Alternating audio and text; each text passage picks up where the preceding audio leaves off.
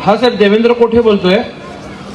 हा बुकरा देवेंद्र. हा सोलापूर महानगरपालिकेच्या प्रभाग 9 मध्ये आधीची सभा चालू आहे. पालकमंत्री महोदय एकता नगर, पद्मानगर आणि कर्णिक नगर अशा 3-4 सोसायट्यांचा साहेब B2चा विषय आहे. सरकारी सोसायटी आहेत, अनेक वर्ष राहत आहेत, 30-35 वर्ष झालं विषय मार्गी लागत नाहीये.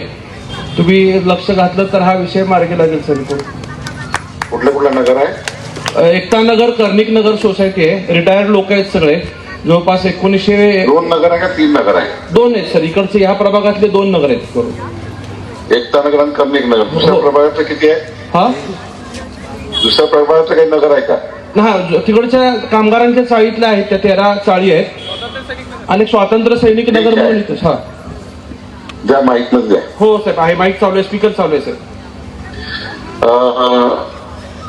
या ठिकाणी उपस्थित आपले पालकमंत्री जयकुमार गोरेजी, आपले आमदार देवेंद्र कोठेजी, या ठिकाणी उपस्थित व्यासपीठावरील सर्व सन्माननीय पदाधिकारी, सर्व मान्यवर, उपस्थित बंधू भगिनी.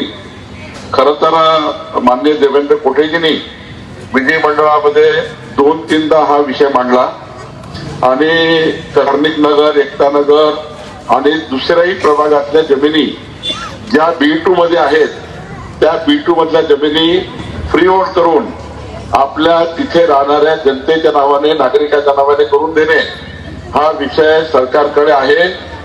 मी राज्याचा महसूल मंत्री म्हणून आपल्याला वचन देतो की मी मंत्रिमंडळासमोर जाऊन या सर्व जमिनी तिथल्या नागरिकाच्या नावाने करून देण्याची योजना तयार करीन आणि आपल्या सर्व जमिनी फ्री होल्ड करून आपल्या नावाने करून देण्याची योजना मी तातडीने करतो आहे.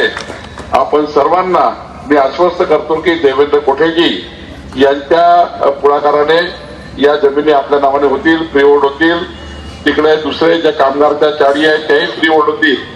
जसं आम्ही वर्ध्यामध्ये रामनगर केलं, परवा राजुरा केलं, त्याचप्रमाणे सोलापूरमध्ये सुद्धा या संपूर्ण जमिनी आपल्या नावाने करून देण्याची कारवाई राज्याचा महसूल मंत्री म्हणून मी करेन. एवढंच आश्वस्त मी आपल्याला करतो. आपलं सरकार, देवेंद्र फडणवीस सरकार, आपल्या सर्वांना न्याय देईल आणि आपल्या जमिनीचा प्रश्न सोडवून देण्याची जबाबदारी ही माझी आहे. आपण सर्वांनी कमळ चिन्हाला मतदान करून सर्वांना विजयी करावं अशी विनंती मी आपल्याला करतो. धन्यवाद.